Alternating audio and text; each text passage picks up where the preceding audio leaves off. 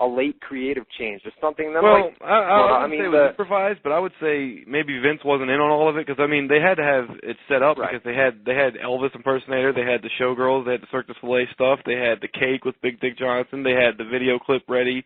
So I mean it was probably planned out, but maybe Vince just thought, all right, we're going to go out here and DX is going to goof around about my birthday and we're going to do Vegas themed shit, and maybe they had extra stuff in there, or they just went longer with it, or something. I don't know. You just brought it up a second ago. I mean, there was also a match, a Divas match, that was titled Mayweather Melee or something. Before he was like there, that. yeah. Before he was there, like it almost seemed like during an opening segment or something like that, Mayweather was going to make a bunch of matches. One of those being I think what Triple H said reveals exactly what you're saying, because he said in the opening segment, after all the stuff was done with Vince's birthday, he said, well, Mayweather isn't here yet, so I'll just make a match myself. It'll be Vince McMahon and DX. So, I mean, I guess that was probably supposed to be the original intro, Mayweather doing the matches, and then I guess they'd screw with Vince later in the show, or maybe mix it in with the Mayweather stuff somehow. But, yeah, I think Mayweather's supposed to be there to make the Mayweather Melee, to make the boxing exhibition with Chavo and Hornswoggle, to make the MVP match and the tag team match. I mean, I think he was supposed to do all that stuff. I think he just got there late, and they just did the one segment with him, and then had him sit at ringside for the match. Yeah, I mean, me and you were talking during Raw during that last night. I mean, that opening segment went for 25 minutes. Well, the first 5 minutes was the first thing we saw was Randy Orton with Legacy, and they had Brett DiBiase, and that's when they revealed that Brett DiBiase was, in fact, the fan that ran in at SummerSlam. So he was the fan, he was, Ted's brother. And, yeah, so they just had that quick reveal in the beginning of the show, and then they went right into the DX stuff, which was... It went along. It started off great, Vince came out. Nobody expected that. I was pumped up for that. I love Vince, and he came out and he just made a match. He said Cena Orton was screwed up last night, and they're gonna have a rematch at Breaking Point, which will be an all submission themed pay-per-view, and they'll have the ultimate submission. He said that the main events were gonna be submission themed. Yeah. And he said that the Cena Orton match will be the ultimate submission match because it'll be an I Quit match. So he made that match, and then he just said he was going to leave, and then DX's music hit, and they, of course, didn't let him leave. Right. And then they did the thing. What'd they do? They brought out the... Well, they said today's August 24th. Was it yesterday? August 24th, and we know what that means. Somebody's got a birthday. They said he was 84, and then the crowd started chanting, 84, 84. Yeah, that was awesome. Then they said he was 74. And the crowd started chanting 74, 7, and then they all know he's 70, and then Vince got right in Triple H's face and said, I'm 64, damn it, or something like that. Triple H laughed and said, you would admit that on live TV? Jesus. And then they screw with him, and they brought out they said, we're in Vegas, and you're not going to have many birthdays that you'll remember, let alone many in Vegas, so we're going to make it special for him. And they brought out the showgirls. They all came down and gave Vince a kiss. Then they did the Cirque du Soleil stuff where the guys came out in stilts bouncing around. And then they did the video tribute where it's... we had an Elvis there as well. That was after the video. They did the video, and it was a bunch of Vince's greatest moments, and then it interrupted with DX music, and then they started showing all his embarrassing moments, like getting drowned in beer and all that stuff. Then they came back, and that's when they brought out Elvis, and Elvis did his thing. They sung Happy Birthday for him. And then they had the cake, which was already brought down. It was sitting at ringside. And finally, Big Dick Johnson. We knew who was inside the cake. Everybody knew. Well, it was either him or Mae Young. You know what I mean? I don't know. Mae Young would probably suffocate and die if she was stuck in there. That's what I was thinking. I was thinking the same thing. They could put her in that cake for that long. You know what I mean? She would have popped out. There would have been nobody would have popped out of the cake. She would have been laying on the bottom of death. Yeah, they would have had to pull her out and revive her and then set her in the ring. But Big Dick Johnson came out in the thong and big fat ass hanging out and all that stuff.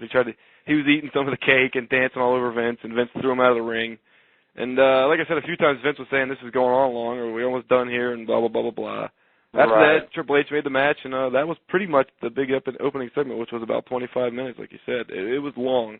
I gotta point this out because, I mean, Michael Cole and that fake laugh.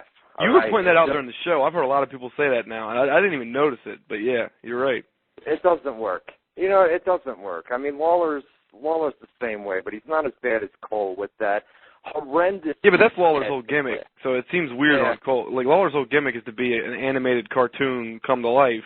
So if he does a bunch of, weird laughs and stuff, it's expected. But Michael Cole trying to genuinely pass something off as funny at weird times, like before the punchline's even revealed, he's like, oh, God, they're crazy. Shut the fuck up, bro. Just shut up. Fucking nerd. Just sit there and read the things on your paper and stick to your play-by-play. You know, you're not... Nerd. Fucking geek. DX needs to go give him a wedgie again or something. Something. He actually brought that up on the They screw with him all the time. They like to take shots at the announcers. Jim Ross and Michael Cole. They always take their turns fucking with the announcers. We moved on. We had Miz. The Miz beat Santino in a pretty quick match. Santino was funny with his comedy stuff here with the splits and the Miz flying headbutt, which was pretty cool as well. You know, I mean, I'd like to see Miz back on the winning side. You know what I mean? And it doesn't hurt Santino obviously to get him out of there or have him lose clean. I mean, he's just purely a comedy act for them. So, I mean, Miz, we'll see what they do with the Miz. You know, it seems to me like he's back in that mid-card, not jobber status, but you know what I mean? I mean, he's a guy that you... Well, I mean, his big goal is to be the U.S. champion, so you know he's not going to be anything special anytime soon because he's going to chase the U.S. title for a while, probably get it and have a little run with it and then lose it, and then, I don't know, if he's popular by that point, maybe they'll elevate him, but he's definitely... at best going to be one of the top mid-card guys for, you know, at least the next several months. So Right. But guys over on SmackDown like John Morrison or Dolph Ziggler who are being put in the main event slot, you know what I mean? I thought there was... That's because there's more room in the main event slot on SmackDown. True, there is. I just thought there was potential with the Miz, you know what I mean, with the Cena program. And they should have moved him to SmackDown instead of finding an excuse with him with the Calgary kid to get him back. You know, no, not ECW. I think that would have been a waste. But SmackDown, he could have been the lower tier of the main event, like one of the guys that they give a main event suit and says, you know, try this on, see if it fits. Like they've done with CM Punk and John Morrison. Like they give him a run at the top because there's room there, you know, and it would have been nice to see him get a shot like that, but I don't know. You're not going to see anything like that on Raw, not anytime soon, not for him. Our next match was a Mayweather Melee, which featured Rosa Mendes. Rosa Mendes, man, I mean, she's so green. I mean, it's ridiculous to have to watch her. I mean, I have no idea why she did. Do you notice that? Have you? You got to understand, when I'm doing play-by-play, I'm actually writing my play-by-play, so I'm sitting there with my back turned to the TV, and I can glance at it a few times, but I can't get a whole match. I can't get a feel for a whole match. I mean, I know what's going on. I just can't see it all the way through. I can just get glimpses of it, and I hear it, and, you know. But, yeah, I don't really particularly remember seeing anything bad, like with one diva standing out as being really green above the others, nothing like that. Rosa is just, I mean, she's brutal to watch on a weekly basis. So I don't know, maybe it's just I got a thing for her, not as in she's hotter. I mean, she's not bad looking, but it's just her in-ring work is just way off. You know what I mean? Just way too green to be in there. I don't know. Well, the other funny thing about this match was they had the girls wearing UFC gloves and boxing gear. Yeah, I mean, I don't understand how that has anything to do with Mayweather's Melee. I mean, he's never fought UFC, so... And the announcers didn't even know what to call the gloves. They didn't even know what to say they were. They just said they're not boxing gloves, but I don't know. There's some kind of gloves. They didn't even know what they were. We had a backstage segment. This is a little bit weird. It was DX backstage, and there was a noise in the background that like a machine or something going on, like a big power truck or some shit, you know, noise. Yeah, something. I don't know. They shouted over the background noise. Jillian Hall. They moved on to a backstage segment. They were looking at the WCW DVD, the Rise and Fall of WCW, which I've seen that already, and I thought it sucked. They had a lot of recycled interviews and stuff like that, but they were plugging that, and they said, Triple H said something like, well, if I've got another surprise for Vince, and then, they went to his locker room with Jillian. WWE Raw fan in the live chat room says Nikki's ass looked pretty hot, which she had some wardrobe malfunctions, we'll call it last night. Yeah, she was wearing like a mini skirt or something like that kept popping up. She kept pulling it down. It was, I don't know, the divas just don't do it for me. Monday Night Raw. What does do it for you then? Wrestling doesn't. I mean, UFC does it for me, man. UFC and boxing do it for me. Wrestling's hard, man. Wrestling's tough to, you know what I mean? I don't know if I didn't have this job that I had, I don't know that I would still be watching Raw and ECW. You know what I mean? Do I know what you mean? Come on, listen to you're talking to her right now. Of course I know what you mean. I can't stand watching this crap, but it pays so damn good that I got no choice but to watch it. I fought against it for so long, and then I do the show like this, and eventually I just say screw it and I watch it, and I'm getting into it again enough that I want to get on the air and talk about it, that I don't want to get at my computer and write about it, and that makes everything better for business, so, I guess it's good. Well, I guess. So, I guess as you grow older, you kind of make the transition to boxing and UFC. I know we got a lot of younger fans as well, so. It'll happen to them. It'll happen. I know. It'll happen. I always thought I was always going to be a wrestling fan because I liked it since birth. Oh, I know. You kind of got into it with the Monday Night Boom or whatever, but I was into it huge throughout the late 80s, and I loved WCW, NWA back in the day. That was my shit, but, I grew out of it, and I didn't think I ever would. I thought I was a diehard fan till the end, but UFC came along, and it's so close to wrestling, and it's just real and cooler, and, wrestling gets bad with times like this.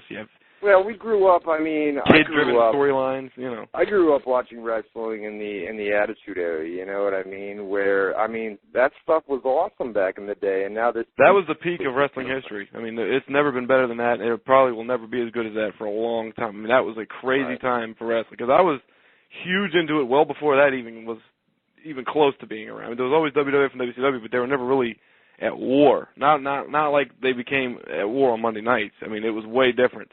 And when that happened, it was amazing. It's just every week you're flipping back and forth, and this happens and that happens, and two giant companies to follow, and it was two WWEs to follow every week, and they each had SmackDown and Thunder, and then they had Raw and Nitro and pay-per-view. It wasn't like TNA and WWE. It was a crazy time. Our next segment, we had Big Show and Chris Jericho came out. Big Show basically said he wasn't going to leave. They weren't going to leave the ring until Floyd Mayweather came out. We actually, they showed a backstage segment with Mayweather and his crew arriving to the arena. Mayweather comes out. Big Show and Jericho were in the ring, and Big Show said he wasn't going to leave the ring until Mayweather finally showed his ass up to the arena, and then that's when they showed him out in the park. Oh, is that what you just said? I just said that. I wasn't paying attention. Okay. All right. Yeah, but no, Mayweather comes out. He comes out with his posse and says that he could see Big Show again. But he's not going to do it. It's not going to be tonight. We talked about this earlier. It sets up a tag team match. Or no, there was Jericho had the mic, and we all know. How'd you like the T-shirts that they came out with? They had the T-shirts. They did a great job plugging that paper. I know. They had the T-shirts with the date and the names. Mayweather versus Marquez, September 19th, live HBO pay-per-view. And then Jericho, when he gets in Mayweather's face, which we talked about earlier, it was just a cool moment to see him get right in his face like that. And Mayweather didn't back down, of course. And Jericho said something like, when they introduced you... Marquez is going to knock you out or something they said when they introduced you as the greatest fighter in the world, and I don't agree with that. And he says, I think on September 19th, Juan Manuel Marquez is going to knock you out. And the crowd popped real big for Marquez's name, which I thought was cool because they're in Vegas, Right. And then they set up a match. MVP came out. MVP came out and told him basically, shut your mouth, da-da-da-da-da. Yeah, just mocked him. Found a tag team partner, MVP and Mark Henry, against the Big Show and Chris Jericho for later in the night. If MVP and Mark Henry won, we would see a rematch at the Breaking Point pay-per-view here in just a few weeks. So that's what happened. MVP and Mark Henry. It was a long match, too. Yeah, pretty long match for a Raw show, no doubt. MVP and Mark Henry got the win, so we've got a rematch at the pay-per-view, Breaking Point pay-per-view. No stipulation for this one. I'm not sure that every match is going to have a stipulation. Are you sure? I thought it was a submission match, no? Well, when Vince announced it on Raw, he said the main events were going to feature stipulations, but I don't know about the undercard. But how do you determine what a main event is? It's for the biggest tag titles, or I don't know. Well, your title matches, your ECW, WWE, and World title matches would have submissions. I don't think it makes sense to do a submission for every single match on the show. You know what I mean? I think it gets old after. I think the main events, as far as submission matches are concerned, would work out much better. I think that's a lame way to go about it. I think every match should be. I think it should be a submission pay-per-view if that's what they're going to do. Otherwise, what's the point of having a pay-per-view where only the main events are submission? You know what I mean? If it's not a submission pay-per-view, if just the main events are, I don't get it. You know what I mean? It's not called breaking submission or something like that. No, breaking point means the point where you give up. That's what breaking point as a slogan means.